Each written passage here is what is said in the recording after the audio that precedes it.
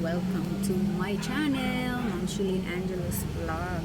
Ayan guys, today is Thursday. Ayan, good evening po. Good evening everyone. So, yung matagal ko na itong naisip na i-content kasi kailan nakakalimutan ko lagi. About sa mga customer ba? Mga kasari, good evening. Kayo ba nakaranas ba kayo ng ganitong sa mga customer nyo at ano yung ginagawa ninyo, paano kayo mag-react? Pinapatulan nyo ba yung mga ganong customer? May mga customer na nakakainis, di ba? Maraming makakarelate dyan, lalo na yung mga kasari ko dyan. Maraming makakarelate talaga nito kasi may customer ako. Matagal na siyang siguro mga March, ganyan. Siguro bagong lipat kasi ngayon ko lang sila nakita dito. Matanda na siya guys. Sa pakiwari ko parang mga nasa 70 plus. Hindi ko lang alam kung ano siya, kung katulong ba siya, helper ba siya, or kapamilya din siya, yung lola ba ng mga bata. Kasi hindi naman din ako nagtatanong. Pero sa bagay, lahat naman ng mga customer ko ay equal yung aking entertain. Alam mo naman ako, pag ako, hindi ako suplada sa mga customer. Mas pa nga yung ngiti ko, mas ngumingiti nga ako kasi kailangan din natin maging magkaroon ka ng pleasing personality at isa yung mga pag-smile, yan nakakabihag. Nabihag na yung asawa ko sa smile ko. Ang aking kabataan guys ha.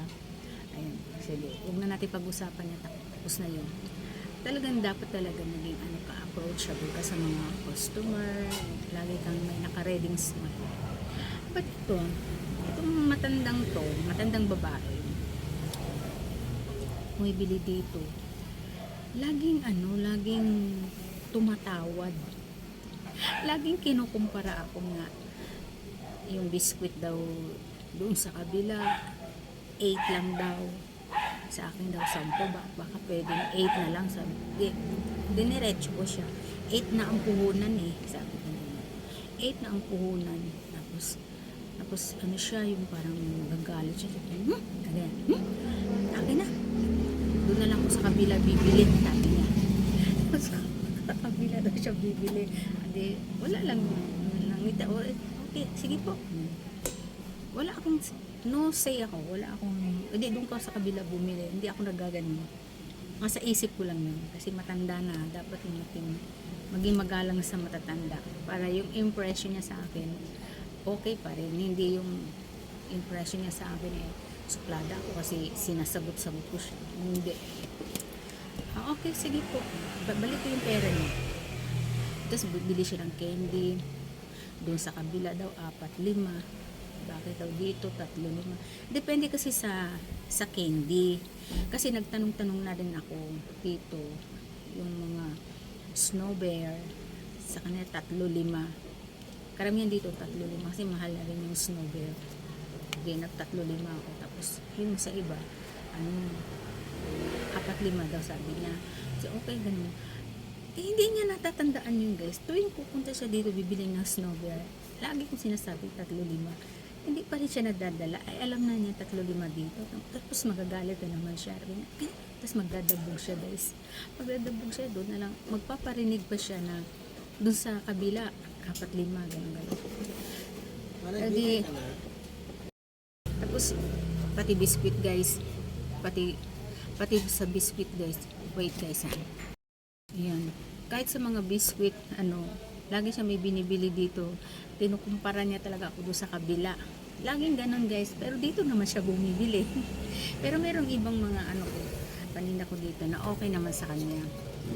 Basta every time na bumibili ng yan dito, ayan, tuwing bibili siya dito, talaga laging may reklamo siya, laging tumatawad. Pero ako hindi ako nagsasalita, basta sinasabi ko lang na kasi po ganito na yung puhunan ko, piso nga lang po ang puhunan ko dyan, piso nga lang tubo ko din, tapos hindi na siya, ano. Dati nagrereklamo siya, bakit daw 10, 8 daw sa kabila. Tapos hanggang sa nasanay na rin siya na 10 dito.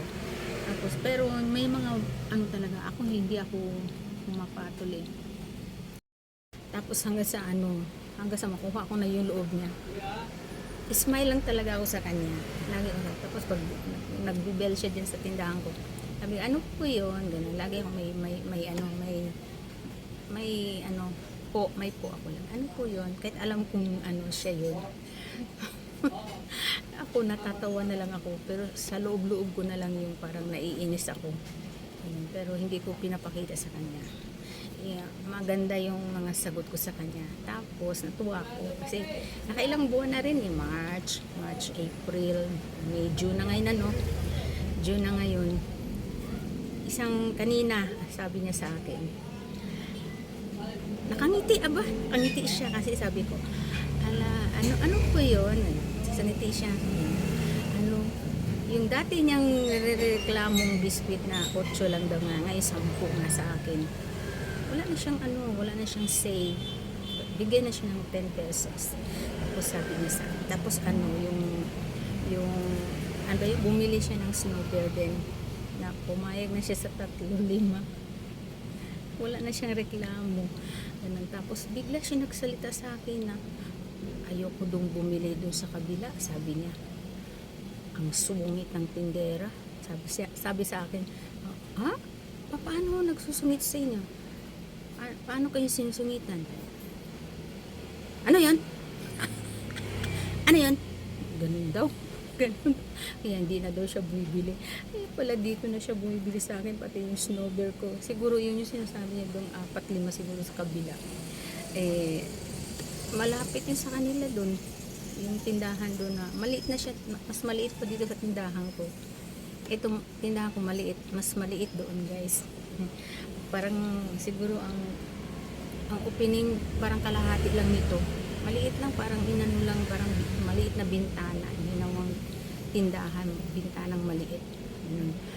Hindi na siya bumibili doon. Dito na siya bumibili ng mga kung ano-anong mga bagay. Ayan.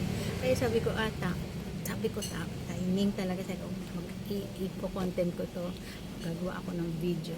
Ayan. Ngayon, kayo guys, paano kayo mag-react sa mga ganyang nakakainis bang ganyung customer? Yung lagi kang kinukumpara, ipaparinig pa sa'yo. Wala. Pero kung ako lang ay maldita sa mga customer, sasagutin ko siya. 4 ka mo doon? O di doon ka bumili? Sasagutin ko ng ganun.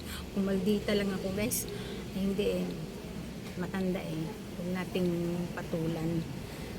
Matanda na yun mas matanda sa atin na parang lola ko na nga yun parang nanay ko nga naalala ko tuloy yung nanay ko na namayapa na mga matatanda dapat nating igalang, respect the elders.